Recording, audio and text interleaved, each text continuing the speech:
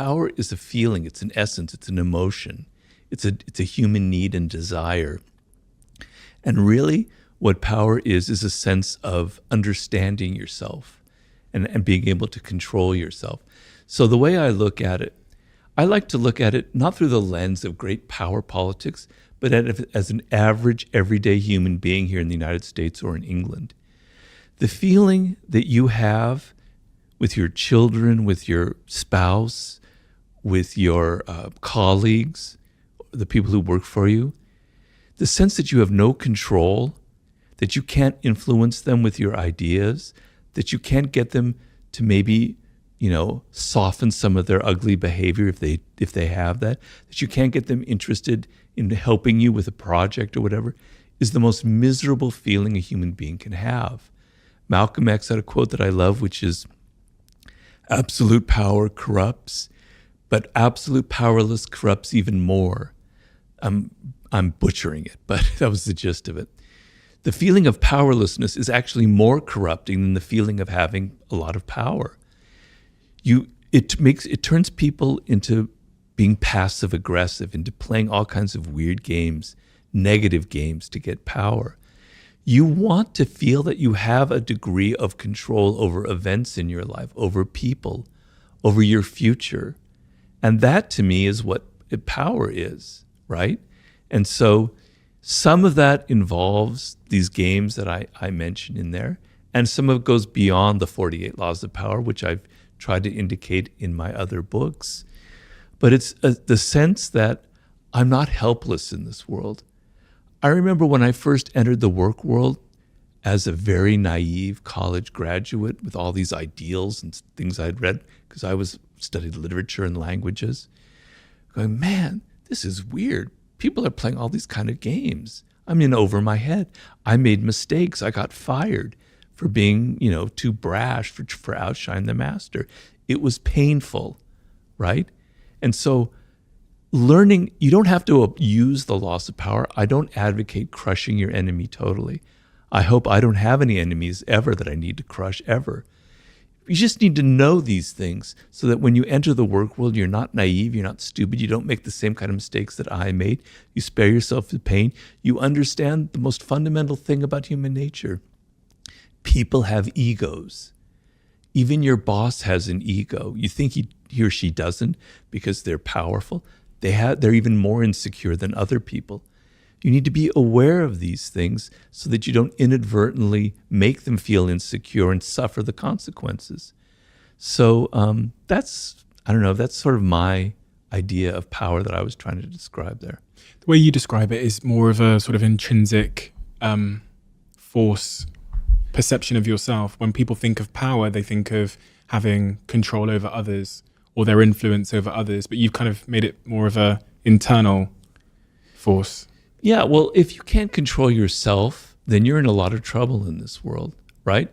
Because when you just naturally are yourself doing things, you're going to offend people. You learn early on we're social animals. I have to tailor my behavior, If you go on babbling about how you feel and think, et cetera, and you just say what's the first thing on your mind, you're going to end up having a very, very short career. You're going to be saying things that are going to offend people. You're going to be making a fool of yourself. You're going to be saying things that you end up regretting, right? So you have no self-control. And if you see somebody who has no self-control, it makes you look like you're not powerful. If you can't control yourself, how can you control anything in your environment? How can you be a leader, right? So you have to learn certain things about your nature, about who you are, and not just be anybody. You have to kind of tailor your appearances as well. Because for good or for bad, I'm a believer in looking at the human animal without shame and embarrassment, just as we are, right? And appearances matter. It's the animal part of our nature. We judge people by how they appear, how they dress, their tone of voice, their body language, et cetera, et cetera. It would be, in an ideal world, we wouldn't judge people by appearances. We would just judge them by what's inside of them. Yes, I agree with that. But that we're not ideal. We're not descended from angels. We're descended from primates. So You have to understand that appearances matter. And this is part of the game. And so you have to control your appearances a little bit. You have to tailor it. You have to be a bit of actor in this world, on and on and on. These are things that people don't like to admit about ourselves. We like to think that we're much more idealistic, that these things really don't matter in the end. And I wish it were that way, but it's not. And so I'm a bit more of a realist when it comes to things like that. But yeah. As you were talking about this need to keep up appearances to some degree in order to survive and to fit into the tribes that we form in our lives, it made me think about how many guests I've had on this podcast who work in maybe the entertainment industry or other industries. Yeah. They're famous or whatever, and they report that keeping up appearances had a really detrimental impact on their happiness and their fulfillment in life, because in some cases it meant that they were doing a job as a presenter and had to always be happy when inside they didn't feel that. And maybe the contrast of reality and perception caused them a lot of harm, or they've built a life around things that they're not interested in. I think you touched on some of that in Mastery. Yeah. That's the question I have, which is keeping up appearances and the impact that has on your happiness, i.e. wearing a mask, and happiness. What's the relationship? I talk about it in the 48 Laws of Power, where you have to play this game in life. To me, it's a form of wisdom, which is, it's a wisdom that used to exist like in the 18th century. I read a book that had a big impact on me many years ago called The Fall of Public Man by Richard Sennett, in which he described like cafe life in London in the 18th century or France. And he was saying back then, when you entered the public arena or your cafe, you knew you were an actor. You left the house, you put on a mask, and you had fun. You knew it was like fun. It was play. When you're a child, you like playing games. You like putting on costumes. You like playing your parents or some character you saw on TV. It's part of human nature. We like to play these games. We're role players. We're actors. And he was saying in the 18th century, that was just a given in life, that when you entered the public realm, you knew you were an actor. And then when you went home to your wife, your family, or your husband or wherever, you dropped the mask, you breathed a deep sigh of relief, go, now I can be who I am, right? And it wasn't a problem. It didn't create neuroses. It didn't create this like, what's wrong with me? I don't know who I am anymore. So people now, the problem now is we don't have distance from that social realm. And so we think that if we're acting, that's who we are. But it's not. It's just that's part of being a social animal, is playing a role. I did a book with 50 Cent, and he kind of exemplifies a lot of that. He plays a role in life. When I met him, I thought, I was kind of intimidated. I was a little bit afraid. The thug. This is a guy, when I met him, he was, just a few years away from being shot and all this stuff. And I met him, and he was the nicest person in the world. He was almost kind of sweet. You'd hate it if I said that word, but he was sweet, right? He was very down to earth. He was very calm, etc. He's playing a role when he goes out and he plays that person, and he knows it. He knows it's like, he doesn't take it seriously. He had this big beef with Kanye West back when I was doing the book with him. And then I met the two of them in Vegas when they were there for the awards. And they were like the best of friends. They were joking. It was just a game they were playing, right? So what I tell people is, we all are actors. Humans are born actors. We learn at a very early age to play that kind of game.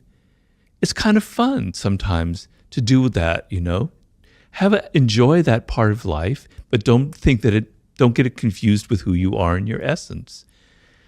That's sort of the dance you're playing between those two things.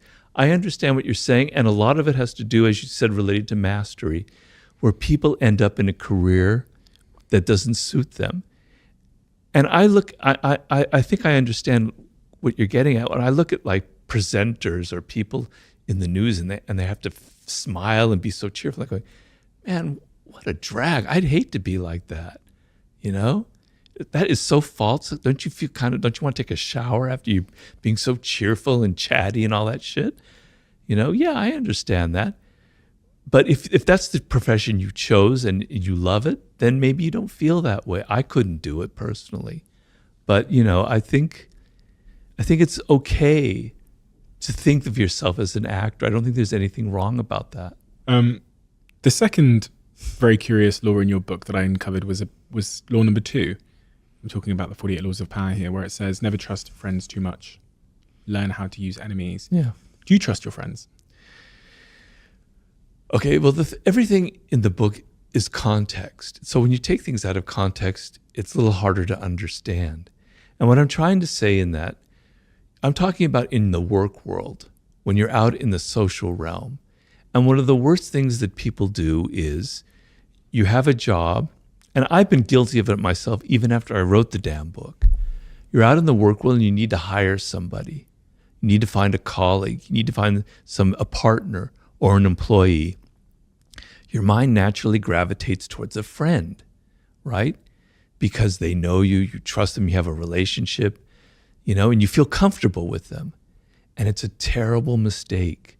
So many of the worst things that have happened in history are because of that very problem.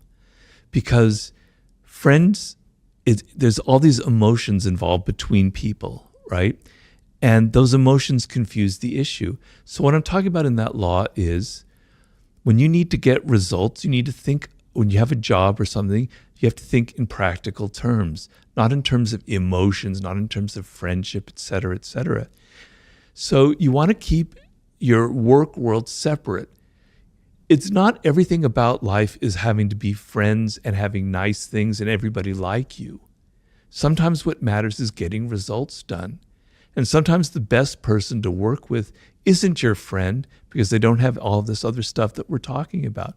In fact, a very powerful move is if there's an enemy out there, somebody who you never got along with, if you approach them and say, let's bury the hatchet, I have a job and I'd really like you to work with me. I know you're really smart.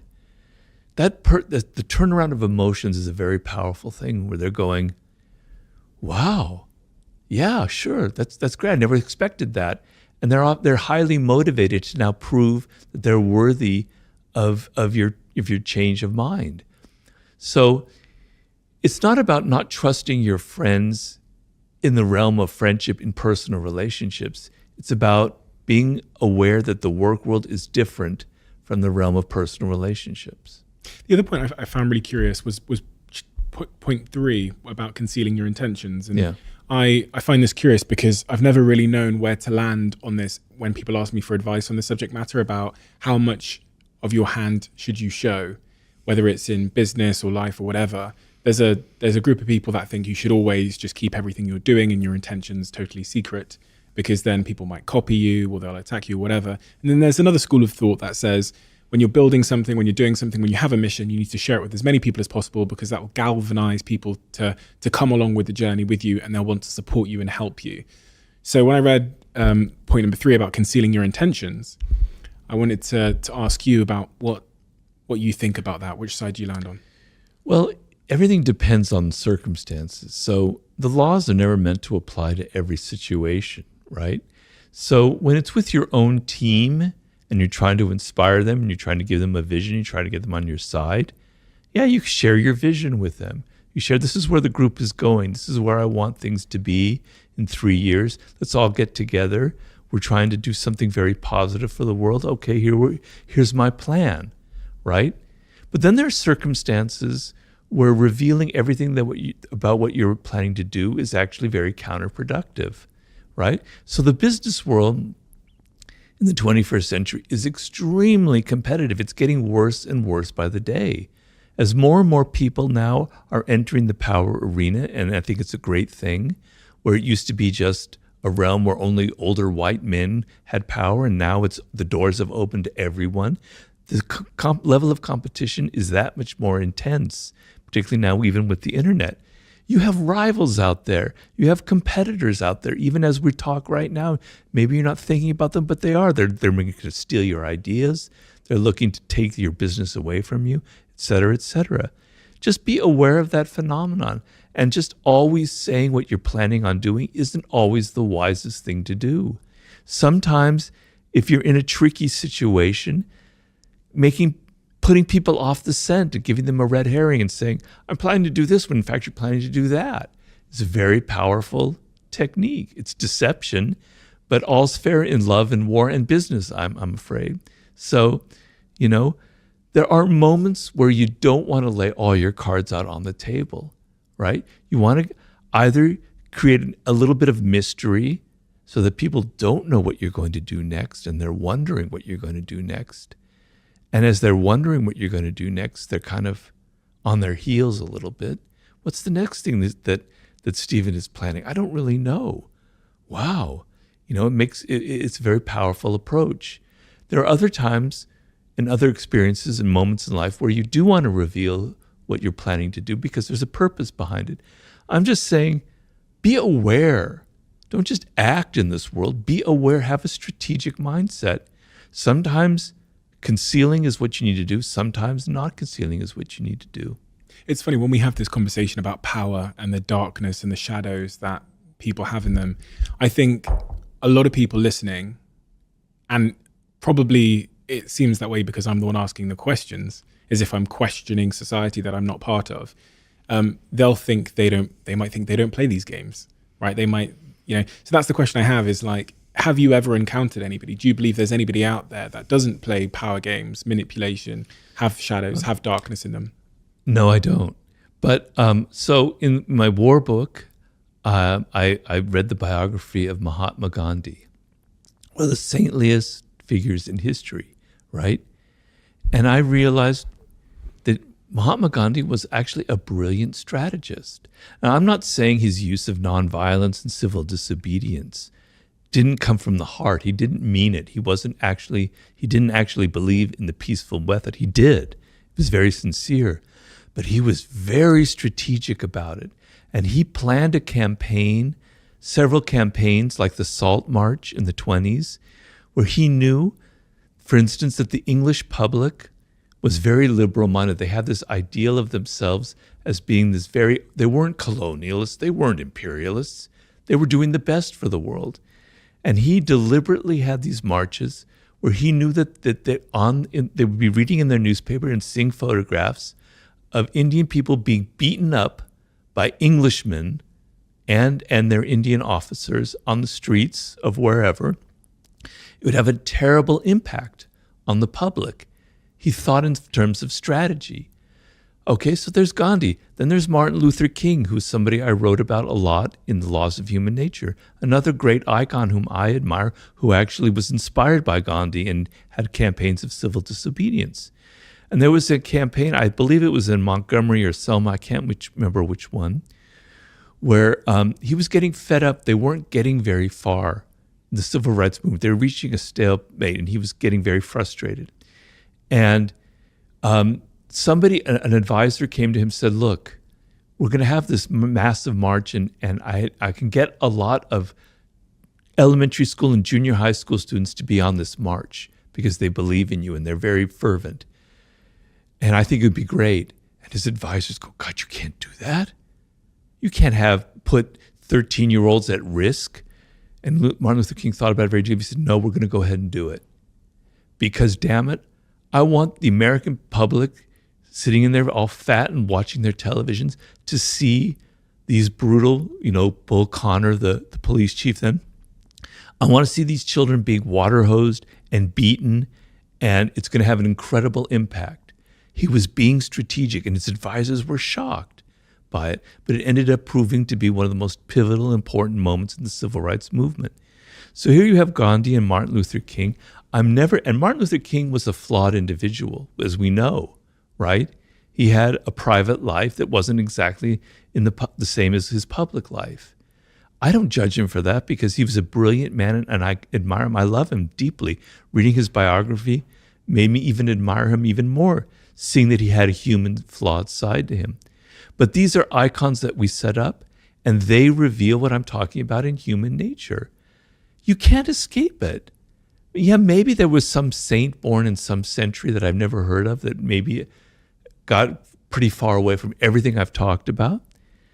But, we all have this idea like, In the Laws of Human Nature, I write about irrationality, envy, aggression, or narcissism. Narcissism is a good one. Oh, they're a narcissist. I'm not a narcissist. I'm not self-absorbed, but they are. Yeah. I don't have any of those traits. Well, damn it. Every single human being has self-absorption traits. We can't help it. We naturally think of ourselves first. Yes, there are people who are much deeper narcissists in life, no doubt, and there are toxic narcissists, but we all have a touch of it. I want you to be a little more humble in this world and not be so arrogant and not think that you are somehow exempt from having a dark side, that somehow you were born with a halo over your head, that you were born different, you don't have human nature, that you're a saintly person, you're much better. Get rid of your moral superiority, because I find that deeply offensive. We are all cut from the same cloth. We all have the same flaws. And when you look at yourself, and when I wrote the Laws of Human Nature, I'm going, damn it, Robert, you have a dark side. You're a narcissist. You know, I had to come to terms with my irrationality, my grandiosity, my aggressive instincts. But it's the only way to change yourself is to be aware that you have these issues. I have the narcissistic tendencies. Now I see it. All right. Now when they pop up, I can control it better. I can say, damn, Robert, you're being too self-absorbed to think more about the other person. But if you go around in life thinking, I don't have any of these problems, I'm not a narcissist, you're never going to have the awareness to stop the fact that you are actually one. Being a narcissist, is that objectively a good or a bad thing? Because when you was obviously, I know people at home go, it's a bad thing. It's a narcissist cause a lot of harm, and that's very true. But in the context of the human animal and why the human animal develops certain attributes and qualities to maybe further its survival or its ability to stay within the social pact, is it just a consequence of being a human to have these like shadow traits and to be coercive and manipulative? Is it good or is it bad? Or is it neither? It's neither. Because it just is, right? So with narcissism, for instance, there's a reason why we're narcissists. So I explain in the book, it's not my own theory, it comes from some great psychologists like Kohut, the origins of narcissism, right? So when you have to leave you, when your parents have to kind of not abandon you, but have to not give you as much attention as you used to have, and you're 3 years old or 4 years old, you don't remember it, but it was very painful. Like, oh, they don't love me as much. What's wrong with me, right? You know, I have to get that love and attention, not just naturally, I have to do things to earn it, et cetera, et cetera. And what happens with a lot of people in that situation when you're a child is, I have to develop I have to be my own mother or father. I have to find a way of loving myself. When something bad happens, I have to retreat inward and go, I'm really not so bad at all. I'm actually a decent person. I like my own tastes. I like the clothes that I wear, et cetera, et cetera. You're developing the shreds of self-esteem, right? And people who never develop that because they were abused or they were abandoned or even if they were suffocated, never develop that self-esteem. And so what happens in life is if you don't develop that and you get older and people attack you and yell at you or criticize you, you can't retreat inward to that self-esteem, that love you have. The only thing you know is to get angry, they call it narcissistic rage, and to yell at people and say, God, get away from me, you're evil, et cetera, et cetera, et cetera, right? And then the other problems evolve where the only way I don't have that inner self-esteem, the only way I can get people to love me is by being incredibly dramatic and overly dramatic, et cetera, et cetera, et cetera, and always making myself the center of attention. That's what creates a deep narcissist. That's their only way of getting the love that they need. So children, we all need that degree of self-esteem, that anchor in our life. So narcissism, self-love, is not a bad thing. But what happens is as you get older, if you go too deep into it, it becomes a problem. And so what I say is you need to take that self-love and that has a good function and turn it outward as much as you can and turn it into empathy and love and consideration for other people. That's your task as you get older in life. That's how I approach all of these flaws. You can't run away from them. You can't run away from your shadow, your dark side. You can make it work for you. You can make it positive and productive and healthy. You can become a healthy narcissist, which is a name that I use in the book. You can use your dark side for positive purposes. Let's say you have a lot of anger inside, and I had a lot of anger when I was younger. I was a very angry young man, right? Channel that into some kind of cause. And I have a lot of causes that I believe in very deeply. And when I was younger, I was like that. Channel that energy into something productive and helpful, and put it into something that goes to something that helps society. That's using your dark side for positive purposes. Because the dark side of human nature has a lot of creativity, has a lot of energy.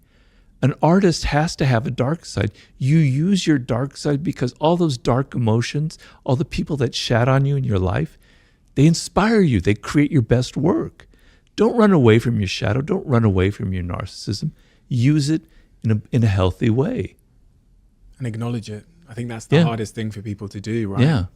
So few people, I think, including myself, have really fully understood what their shadow and their dark side is. I mean, doing this podcast has really helped me because I learn things from other people vicariously, and then I reflect on myself, or keeping a diary has helped me to understand that. But that first step in someone having the self-awareness to understand their dark side. I mean, there's even a lot of people who confronting their dark side it feels like it would be so impactful on their self-esteem in a negative sense that they spend their life putting up a wall to never go there. I mean, there's some people who you even mention something to them and they would triggers them. Yeah. We can all think of those people. The really interesting thing there is the role that your early years play on your relationship with power.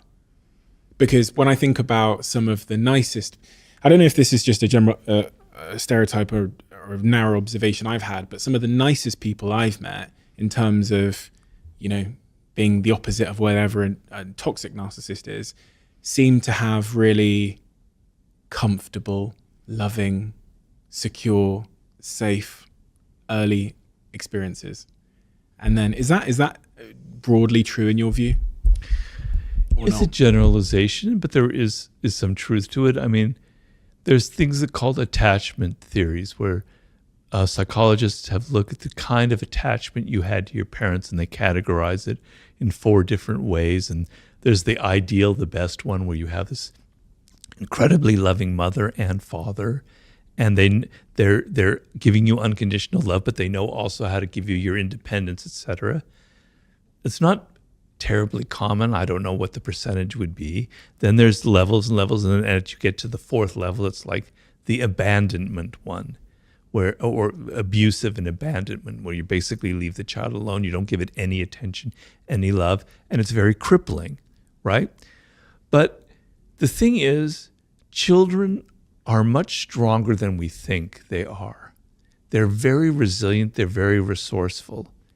They're going to find their love. They're going to find a way to compensate for it in some way. And what's something very interesting, when I was doing seduction in some of my other books, and I look at people who were very charismatic, like a Malcolm X, like a Marilyn Monroe, I could go on and on and on. These are people that came from very, very bad families, right?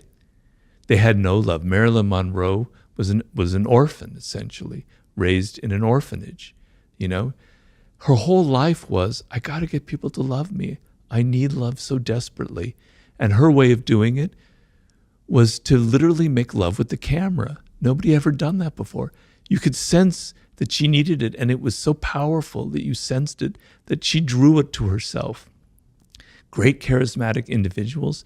John F. Kennedy is someone who had a lot of charisma. He came from a very bad childhood, right? His father was very mean to him, etc. Some children, in the worst circumstances, it ends up bringing the best out of them. They have to find their way in life. And some people who have everything don't go very far because they don't know how to find things for themselves. So life is weird. Some people who have great childhoods do well. Some people who have great childhoods are spoiled and never learn how to get things on their own. And some people have the shittiest childhoods, learn how to be resourceful and get what they need on their own. You mentioned seduction there, the art of seduction. Why did you write a book about the topic of seduction? Seduction is a high form of power because you make people feel pleasure. You make them feel excited or interested in you, and then their resistance to your ideas slowly lowers, and you have the ability to influence them and to move them in the direction that you want. If you yell at them, like how we were talking about your child, and you tell them, do this, do that, they resent it, and for good reason. But if you're subtler, if you're more seductive in your approach, if you're more indirect, people will do what you want or go in your direction without ever even realizing it. So it was a sub-theme in the 48 Laws of Power. And so I was sort of interested in the psychology of that and why some people are good at it and some people are awkward about it. So when I finished the 48 Laws of Power, I thought this would be a natural segue, the next book. What are the qualities of a great seducer? Well, I like to distinguish between cold seducers and warm seducers. A cold seducer is something you don't want to be. That's the typical image that we might have of a male seducer, but even of a female seducer, like the great courtesans, etc., where they're just after money or the men are just after sex. That's not my ideal. My ideal is kind of a back and forth quality where it's not domination. It's sort of like a game that you're playing. It's like a mating game. It's like a courtship ritual where both people are kind of seducing each other. And so what makes for a great seducer is very simple. I can summarize it very simply. You are outer directed. So when you meet somebody for the first time or you're on a date or whatever it is, you're not having that internal monologue going, does she like me or does he like me? Am I dressed well? Am I saying stupid things? What can I do to impress them? No. You turn it off and you're outer directed and you're listening to them and you're entering their spirit and you're hearing them say things that give you idea of what they're missing in life, of what they want, of what their needs are, of what makes them an individual. You're absorbing it, you're entering into their spirit, and then you can reflect it back to them. You can give them gifts. You can take them to places that show that you're attentive to them. Because if you look at how we are in our day-to-day life, normally people never pay us attention. They're always so self-absorbed. They're never thinking about us. The times where you get the sense that people are actually interested in who you are as an individual is pretty rare. If you give that feeling to someone, it's incredibly powerful because we all want to be validated. We all want to be recognized. So the seducer is not someone who's all worried about him or herself and thinking. They're involved in the other person. They're absorbed like a sponge inside their psychology, inside their world. A lot of this is, very applicable to romance and dating, etc., etc. It feels, for whatever reason, not necessarily something I've read much about in your work, but it feels like dating and romance and relationships have become much more complicated in the modern world. That it's become much more difficult to seduce somebody. What are the attributes of someone then that is not good at seducing? Anti-seducer has many qualities. I have a whole chapter on the anti-seducer. I try and define it. There's several of them. I don't have them all memorized, but one quality that's very anti-seductive is preaching and moralizing. Is like telling people, "Oh, that's wrong what you just said," or "Your politics are ugly," or "You're not really good at this," or something or other. Having a moral superiority, a sense of sanctimony in a realm which should be about pleasure, where should be that kind of equality, that kind of back and forth dynamic, where you're asserting your moral superiority, is deeply, deeply anti-seductive, the element of preaching to people. Not being generous, and I mean not just with money is important, but not being generous with your spirit, right? You want to be open, you want to give as much as you can to the other person of yourself, of your time, of your money, of your energy, etc. So being all kind of crimped and I don't want to give, I don't want to spend money, I want to take you to the cheap place to eat, I don't want to give you much time is very, very anti-seductive.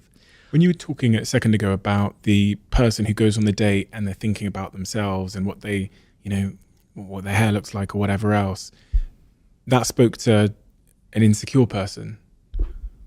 Is insecurity a seductive quality or is it a anti-seductive quality? It is anti-seductive. Now, there is a part of weakness that is seductive. So I would say vulnerability is seductive, but insecurity is anti-seductive. And there's a big difference. Why does vulnerability draw people to you?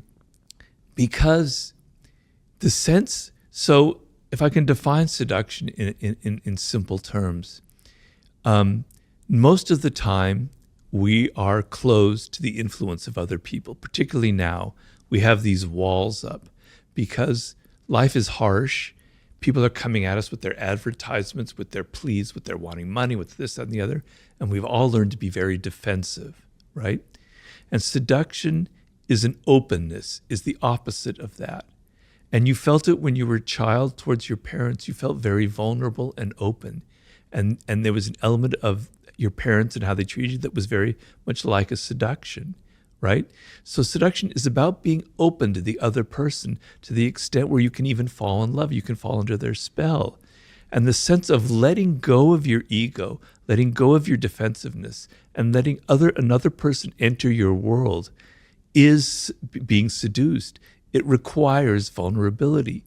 If you meet, the typical scenario is of a man who's not vulnerable at all. He's so powerful and in control and everything, has no vulnerabilities. It's frightening. For a woman, it could be very frightening. Like this, he's so strong, he's so invulnerable that there's something wrong about it. Maybe he's a serial killer. Maybe he's got skeletons in his closet. Something isn't right about that. What seduces you about a puppy, about a child, about an animal, is their vulnerability. It makes you want to hug them. It makes you want to help them, right? The sense which if you came upon a tiger that's there and they don't need that, well, that's not seductive. I mean, on your screen it is, but if they're there in your living room, that's not seductive. But that puppy is, right? Vulnerability, the sense that somebody needs protection or help, brings out qualities in us that we don't normally have that I think allow for seduction. So that is being vulnerable. That is, I can be influenced by that other person.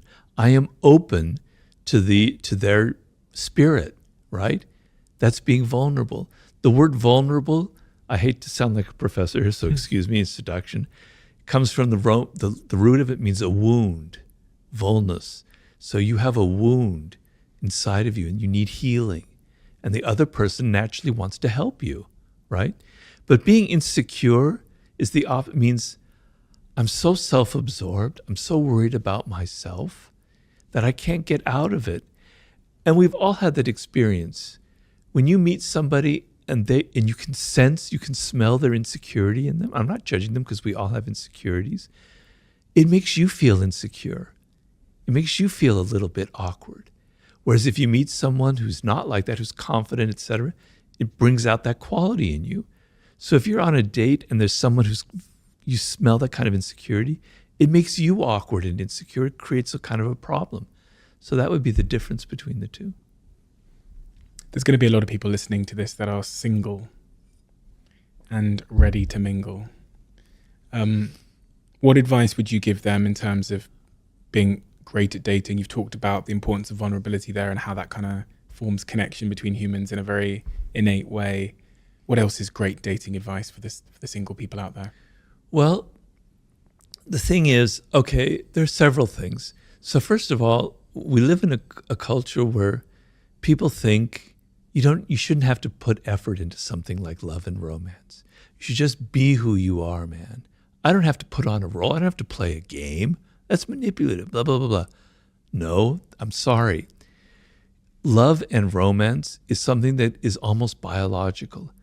If you look at animals and mating rituals, they're incredibly elaborate. Seduction is a mating ritual. And so The worst thing you can feel is that this person isn't putting any effort into something.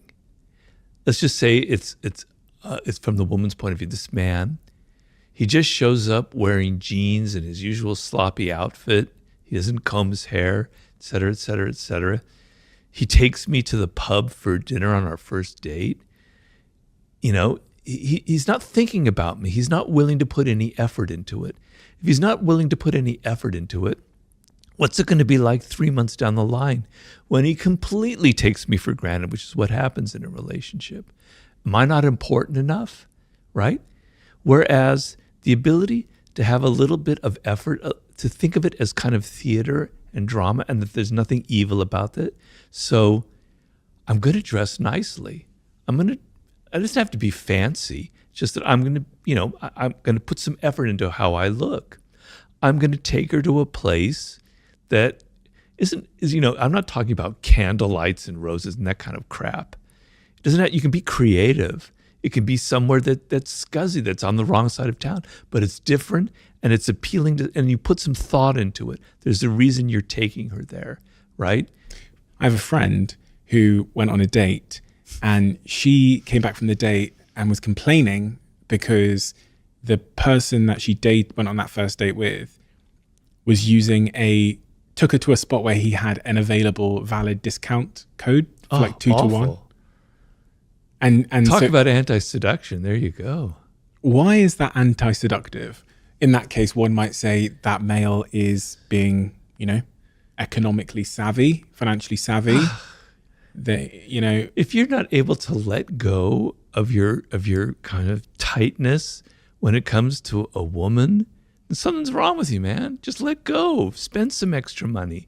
Spend the extra 10 quid that you might need to spend on taking her to someplace different. But it signals a kind of cheapness. And it's not about money. It's about a cheapness in your spirit, right? She's not worth, letting go. Okay, maybe you don't have that much, but my God, you have enough. It's not going to like make, if you're that poor, then okay, maybe. But probably not. You can afford it. Show that it means something to you. Seduction is a language. It's not a language of words. It's a language of gestures that we're paying attention to. We're paying attention to people's body language. We're paying attention to their actions, to the things that they never say. So when you signal that discounts are so important to you that even on the first date you have to have a discount, you're signaling that there's something tight about you in your nature, and it's not very pleasant. From doing this podcast and speaking about topics like love and sex and dating and dating apps even, one of the comments I saw quite frequently was from young men who are struggling to seduce a woman, or vice versa. Specifically young men that, and then I read some stats. I think Scott Galloway came on the podcast and talked about how, I'm going to butcher these numbers, but a staggering amount of men haven't had sex young men haven't had sex in the last 12 months. And then when I looked at the comments section, specifically on YouTube, I kind of saw that energy reflected, where it looked like young men in particular were struggling to seduce a mate, a partner in the modern world. Is that real in your view? Is there something that has changed in society? Has that always been the case? Is there anything we can do if we're a young man that's struggling in the modern world because of the internet and computers and this and dating apps? And well, a lot of it is, I'm afraid to say, is internet porn, where you get the idea that sex is something that should be very easy and quick, and that women should have that kind of body and physique, et cetera, and that becomes your norm, et cetera. That can be very damaging. But the idea that things must come easy and quick is very prevalent. And to win over someone like, let's say you're a man and it's a woman who might be reluctant to have sex for good reason or reluctant to have a relationship, requires some effort. It requires some thinking. You can't just hack your way. You can't just swipe and get it. You can have your internet sex, but you're not going to get that in real life. It doesn't work that way. It takes time. It takes patience. and you're going to have to work at, and you're going to be rejected. Being with people is a skill. Being a social animal, although there's a part that comes naturally, if you spend all of your time here, you're losing that skill of how to respond to people's body language. Half of the thing is you're sitting in a bar opposite, let's say it's a woman, and how she crosses her legs, how she sips her drink, how she looks at you, how she touches her hair. She's signaling things. It's a language. It's a beautiful language, right? You have to learn it, and you're not going to learn it here because you can't. You have to be in person. It has to be skin to skin. You have to get a feel for what other people are thinking and feeling. And we're actually really, really good at that. Humans have, that's what makes us human. It's called mirror neurons. I can sense what's going on in your mind. I can read your body language. You have to get out in the world, and you have to put yourself physically out there and try and have rejection. And I know it sounds awful, but it is a skill in a way where you're learning how to understand and deal with people and understand who they are and get inside their spirit. It takes time and effort and patience. So for young men, you have to realize that, right? If you think everything has to be easy and quick, it's never going to work for you. And I talk about the Hollywood actor Errol Flynn, who is perhaps numerically the greatest male seducer ever, because it's estimated that he had seduced close to 3,000 women, and he died when he was 50. And if I did the math one day, I go, how can that possibly be? And I tried to research what was his secret, and it was hard to find out. Finally, I found a book written by a woman whom he had seduced, another actress, and she said he was so relaxed and so comfortable. It was like an animal type thing. And then when I would sit with him, it was almost as if I had drunk 2 martinis just sitting next to him. His comfort and his security and his confidence, his relaxed attitude, it just made me drunk. So feeling relaxed, feeling confident and not defensive and comfortable with yourself is a very powerful, seductive quality. I mean, there are many of them, but that's one that I would point out. Have you ever figured out what builds confidence? You earlier on, you were talking about how children need to experience things firsthand. You can't just tell them. You can't just tell someone, for example, to be confident. Preaching doesn't seem to work. What is it in your view that does build that true? You also can't fake confidence. No. I remember, I'd say we talked about rejection a second ago. I was rejected by pretty much every girl that I was pursuing between the ages of 16 and I'd say 22. Really? Yeah. Do you know what it was? I was faking confidence. It all changed when I was actually had a sense of security in myself. Right. But in the period where I was faking confidence, I was pretending I was confident. It was like they just could read past it. That's almost how I look back on the situation. So I came to learn that you can't fake confidence. You can't pretend to be it, because there's so many sort of micro expressions that end up reading more like insecurity than confidence. But what is real confidence, and how does one build it in your view? Well, you've kind of answered your own question there in a way. So, fake confidence is like bravado, right? And you're putting on an act. And particularly women who've had to deal with this for, millennia, they can smell it, they can sense it. They don't have to, it's not in your words, it's the body language, et cetera, et cetera. Real confidence comes from actual actions, from your actual things you've accomplished, right? So, when you're 22, 21, it's hard to have that confidence, because what is it based on? Maybe it's based, maybe you're really good looking if you happen to have that good fortune and you can feel confident about that and you don't have to try so hard. All right, maybe that might work. Or maybe you're really good at sports, or maybe you're a really good dancer, or you're a really great singer, but it's based on something real. You have a skill. You have something that separates you. You have something that you can do, that you can accomplish. Because when you're 21, it's hard to have those. I look back on myself when I was that age. I had nothing. No wonder I got rejected, So It comes from what you do in life, okay? The finest sense of confidence is actually creating things and having success and meeting goals and achieving things and having a record of that, and maybe what goes with that is having some money, but it's not necessarily, because you don't have to have a lot of money, and you don't have to be good looking to seduce. That's a myth that I try to explode in The Art of Seduction. Some of the greatest seducers, male and female, were not good looking at all. It's about psychology, and it's about how you carry yourself. But the confidence comes from actually what you can do, not how you feel or what you say. Well, it is how you feel, but the feeling is based on things that you actually can do, skills that you have that separate you, that make you feel really confident, So Body language. Yeah, I find it fascinating that, there's quotes and things that say 80% of our communication is nonverbal, et cetera, et cetera. Body language is so interesting to me because, again, I think that's one of the things that it's just impossibly hard to fake.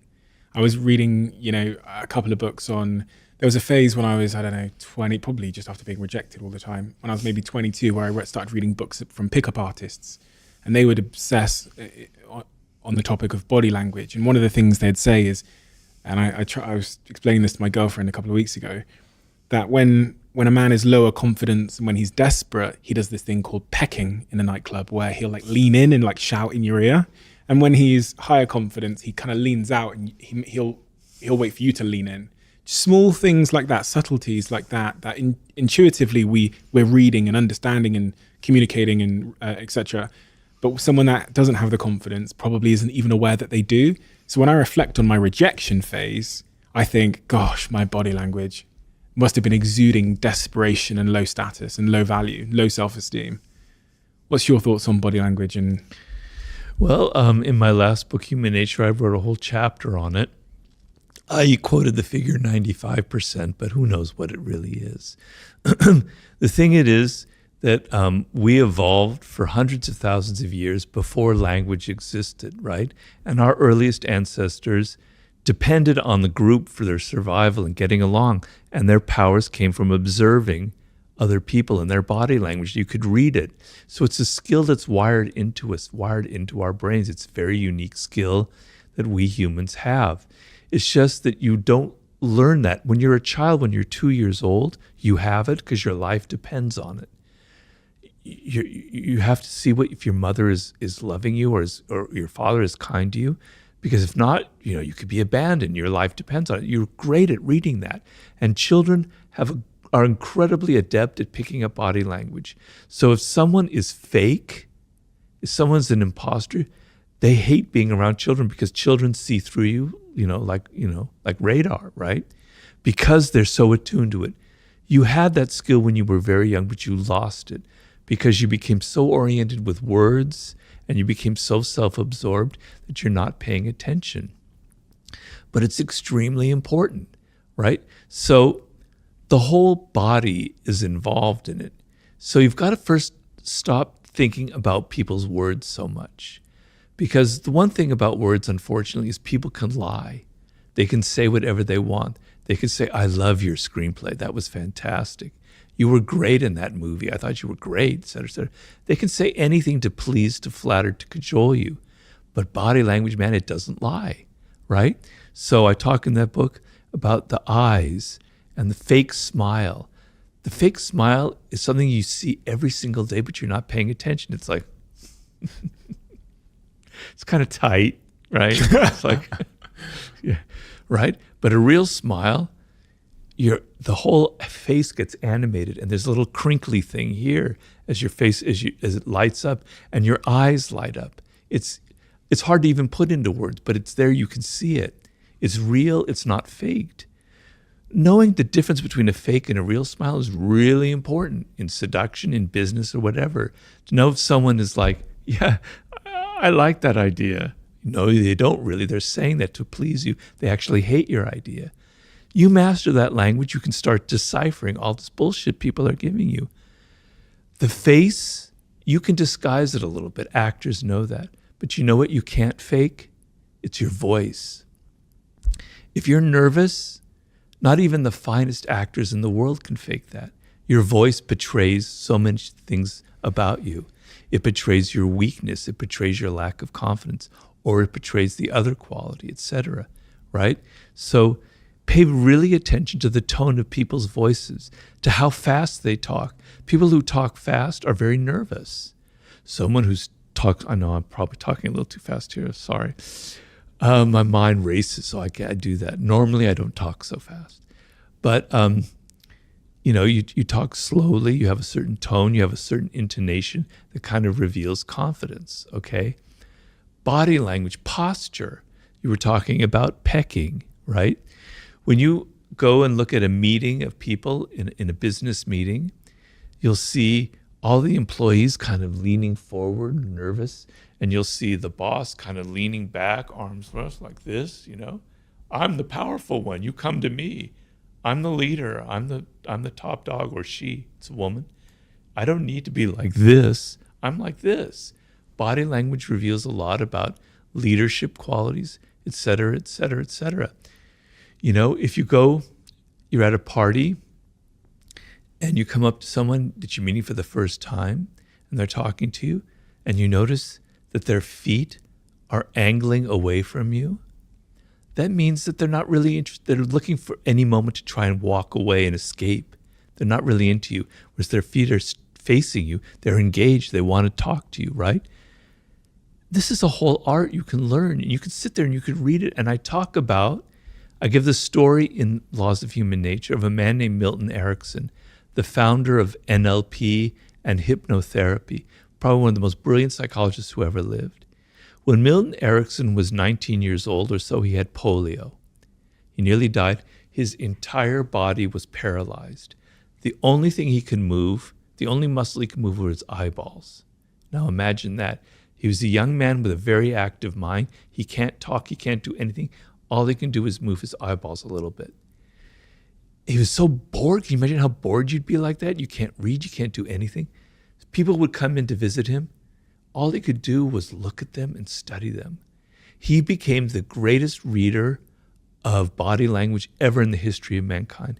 People said he was almost had ESP. He could read everything about who they were just by looking, because he ended up recovering. He became a psychologist.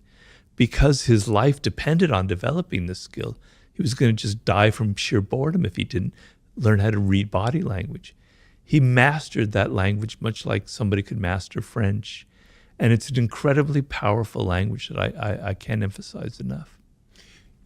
We can go about learning the language of body language, and I'm sure that will help, but it's such a complex, there's like 1,000 things with my body language at all times, like how I'm speaking, my eyeballs, where I'm looking, my posture, my arms, like am I crossing my arms, am I crossing my legs, all of these things. So the challenge of mastering all of that feels a little bit overwhelming. Am I right in assuming the easier challenge to master is in fact just like my sense of self? Very well put. Because, if you feel confident, if you feel secure, if you're not all inward and insecure and worried about yourself, it will naturally radiate through your gestures. Yeah. You don't have to sit there and pay attention to your fingers, your arm, your ears, your eyes. It's just there. It's natural. So yeah, that is the solution. So the two parts of the game, it's your own body language. Be aware that people are judging you for that, right? And you can't, as you say, be monitoring everything or you'll drive yourself crazy and you'll look very weird, right? So the best solution is to feel these certain things that are going to radiate and to not give the fake smile, but when you're really happy, to just show it and show your emotion that way. And the other side, which is I think really important, is learning other people's body language, and that can come from study and is much more a logical thing than constantly thinking about everything that you do. Your next book that I have here, Mastery. Why did you write a book called Mastery? Well, to be honest with you, it came, the idea for it was in around the year 2010, 2009. I was getting a little worried that people who were reading my books, particularly young men, who were reading Power and Seduction, they were thinking, that's all I need in life, man. I just need to be a manipulator. I just need to play political games. That's what success is all about. And I was worried that, if you don't understand how to make something, what's going to be the future of mankind? Are bridges just going to fall down? Are hotels going to collapse? People don't know how to make things anymore. We don't know how to use our hands anymore, right? So being able to be good with people is extremely important as a social animal. But perhaps higher up in the hierarchy is being able to do things, to be able to have great skill and to be able to create something and know how to master a subject and to, build something that can last. That's really important. And I'm feeling like, because young people, this is back in 2010, imagine now, have this idea that everything comes quick and easy because you can click, click, click and things come to you, that everything in life should be that way, that we're becoming alienated from the human brain and how the human brain operates, because the human brain requires time. If you know how the human brain operates, we have what are called neural pathways. And every time you repeat something, a neural pathway is created and strengthened and strengthened and strengthened. It's why we get addicted to things, but it's also why we develop skill. So if I'm sitting there shooting free throws day in and day out and day out, my brain is wiring it, it's learning that motor skill, that hand-mind thing, and it's getting better and better and better at it. It takes time, it takes repetition to build those pathways.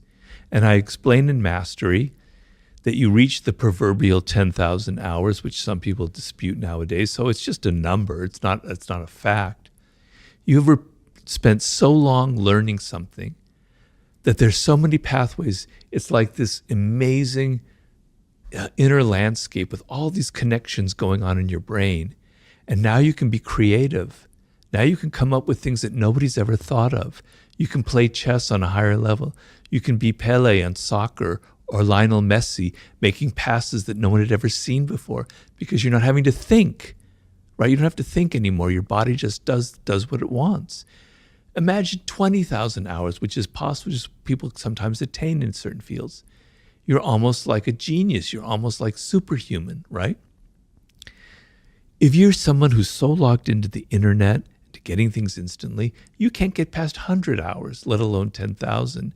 You're never going to develop skill, and you're going to find life really, really difficult for you. So I wrote the book because I was actually deeply worried that we were losing a part of how the human brain operates, something elemental part of our wisdom. The interesting through line between that and the subject matter we've discussed in Power and Seduction is that by learning to master something, you build that sense of self-esteem and confidence that we're looking for, to be good at the former topics mentioned. But on the topic of mastery, the first chapter in this book, and really the first question a lot of people ask, is this question about finding your passion. And I've always had a difficult relationship with this question because it sometimes assumes that there's one of them and that you have to go in search of it somewhere. In the first chapter of your book, you talk about discovering your life task. Why is it important? Is it the same thing? Is finding your passion and finding your life task the same thing? No, I just recorded this yesterday on my own podcast. I went on a rant about how it's not about passion. It's not about finding your passion. I actually don't like that word passion. It kind of makes me cringe, because if you think about it, passion, to succeed at anything requires time and effort and boredom and tedium. So let's just say a simple example. You're learning to play the piano. When you first sit down at the piano, you have to play these really insipid tunes. It's so boring. You have to learn, I forget what they call it, finger exercises and scales. On any instrument, you have to learn scales, etc. It's tedious, man. If you think it's got to be passion, forget it. You're never going to get far. The thrill comes after a year of playing the piano, and you get better at it, and better and better, and now it starts becoming fun. Then 10 years, it's more fun. Then 20 years, it's fantastic. I'm not trying to name drop here, but the other night I had dinner with Stevie Wonder. It was the most amazing thing I ever seen. He's absolutely, I wish I had interviewed him for my book. Speaking of genius, and he's blind, obviously, everybody knows. But I was watching him, he performed for us. We were there with a group of friends at his recording studio. I was watching him play the piano, and he's blind, right? And he's improvising. And it's just absolutely brilliant and amazing. And as I'm seeing this, I'm thinking, I could see the thousands of hours he's been putting in just touching these keyboards and knowing where the keys are. It was just mind blowing how amazing it was. That is the power that the human brain naturally has through hours and hours and hours of effort. That's how it works. So, he didn't get there because it was passion. He got there because he was a child prodigy. At the age of 11, he was signed to a contract with Motown Records, right? He was playing that as he was a kid, hour after hour after hour after hour. He had a love for the piano, but it wasn't like every time he sat down, it had to be passionate about it. He had the patience to put up with all of the boring stuff, okay? So you want to discover what you were meant to, what you have a connection to, what you have a love for, right? When you're a child, hopefully, or when you're 18 or 19 or 20, that's the best time to discover it, all right?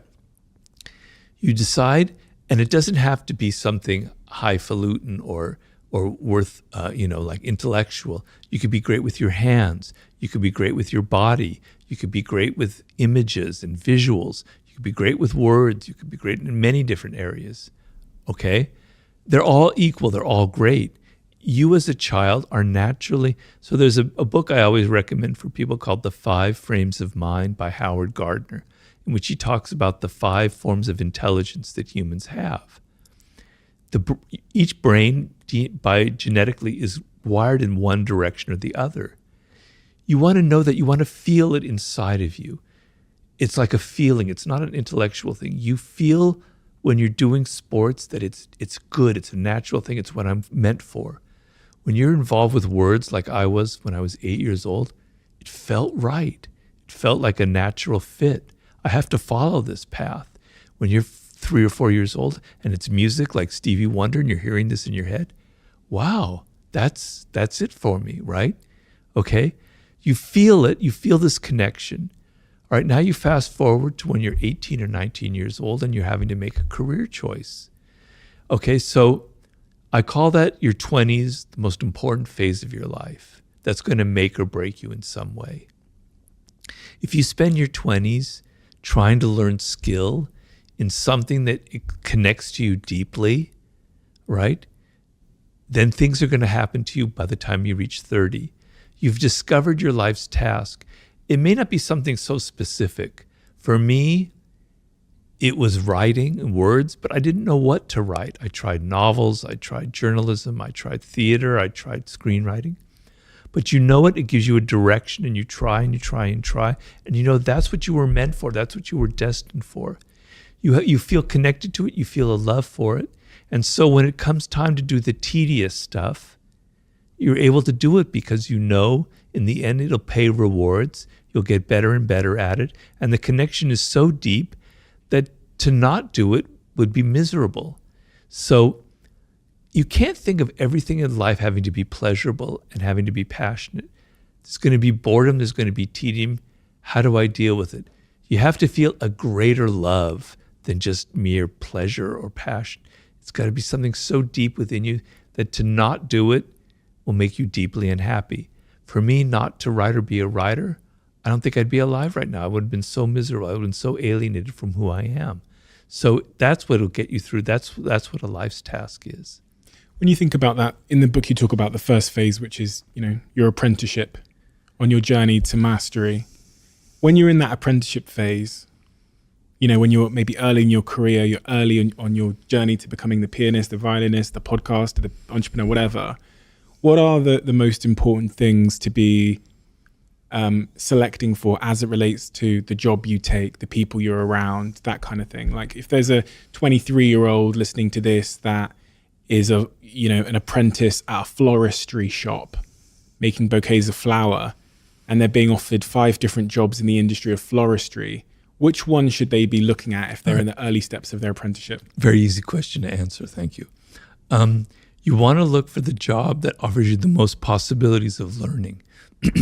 So if you're going to go to a florist shop where there's only one other person there, it's like an entrepreneur who started it, and you're going to be like their right-hand man or woman, and you're going to learn, and the pay is half of what you could get at this very fancy. You could be working at the shop at some department store where they'd pay you triple. Take the job that pays 1/3, where you're going to learn the most. You're going to learn about the business. You're going to learn from the ground up. And, there's going to be a level of excitement where, we might not survive another few months. We've got to work hard. We've got to be motivated. We're all on the same page here. A lot of people, when they're 23, they grab the job with the biggest paycheck. And that's a mistake, because if you go to like a large firm, you're kind of lost. You don't have as much responsibility. You suddenly have to deal with all the political games, the 48 laws of power. You're not paying attention. You're not developing skills as much. You don't have as much responsibility.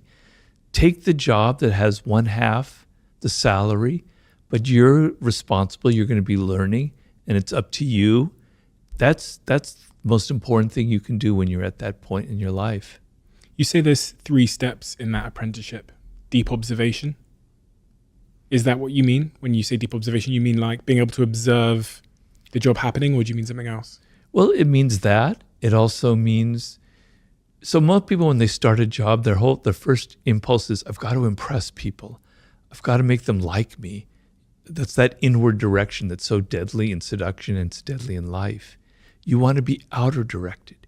You want to observe the codes and conventions of your field, the social codes, what's acceptable behavior, what's not acceptable behavior, the skills involved, the various heuristics, the various things that you have to learn that create skill. You want to be a sponge absorbing what's going on around you. What are the things you need to learn? What are the valuable skills? What are the things that aren't valuable? Who are the people you need to avoid? Who are the people you need to emulate? You're a laser. You're just observing everything around you and not worried about yourself. That's that's deep observation. You talked about skill there. It's all well and good seeing skills and knowing which skills are important, but acquiring those skills is point number 2 when you're in that apprenticeship phase in life, skills acquisition. And this kind of goes to what you were saying with the working in a florist shop next to the entrepreneur. You're going to be hands-on, you're going to be doing, which is also goes to what you said earlier about parents and children, like putting them in situations where they get to do stuff. Yeah. A lot of jobs don't offer that. A lot of jobs don't offer the difficulty, the challenge, right? How important is that? Well, we call it learning by doing.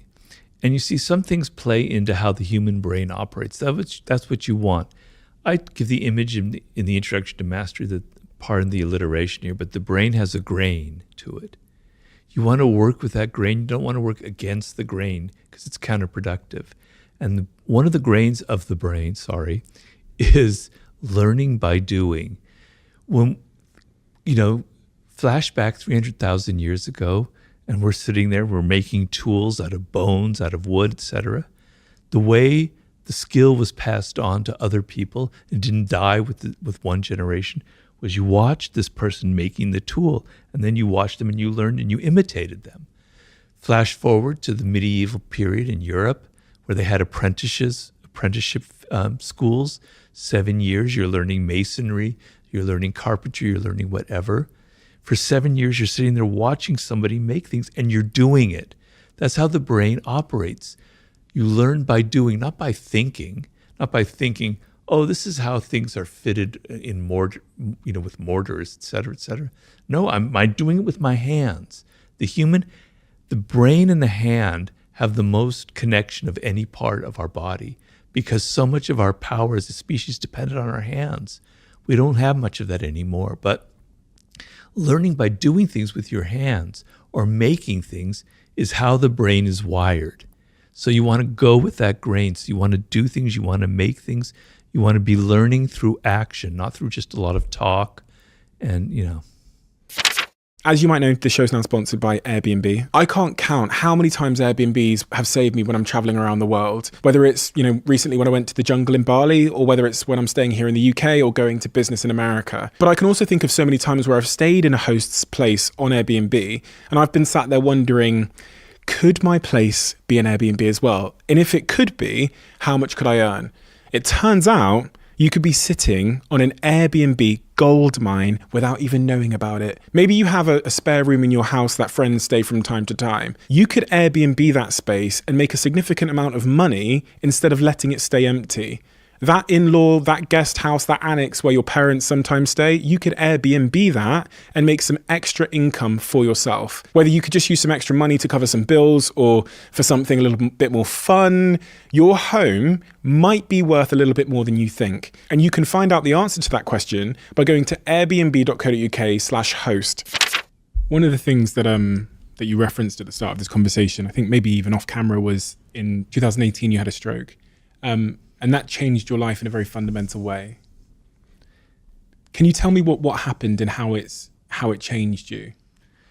Well, it was a terrifying experience. I was in a coma.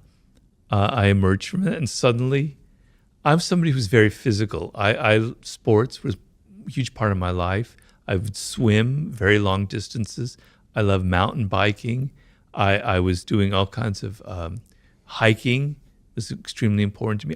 Every single day I did something physical to take my mind off things. Suddenly it's taken away from me. The left side of my body is basically paralyzed. I have no control over it. To this day, I still have problems with it. Can't swim, can't mountain bike, can't hike, right? I can't take my mind, I can't think while I'm taking a hike. I can't type. For a writer, that's not much fun. I had to deal with crap that I've never had to deal with in my life. I had a pretty easy time compared to this. I had to learn new life skills when I'm already 62 years old, That isn't easy stuff. I don't want to whine or complain because people deal with worse stuff all the time. A lot of people get cancer, etc. But anybody who's had a stroke knows what I'm talking about. It's very hard because you can practice and practice and practice and practice hours and hours of therapy. I do over an hour of therapy every day, and you hardly notice any results. The frustration, it takes you 10 minutes to tie your shoes. You can't button your thing. You have to get other people to do that. It's hard to cut food. You have to be patient. You have to accept this. You have to find another way of loving your life, of accepting these things that you took for granted before. And I tell people, I look out my window now where I'm writing and I see people walking their dog, and I put myself in their shoes and I go, God, that must be so great just to walk your dog down the street.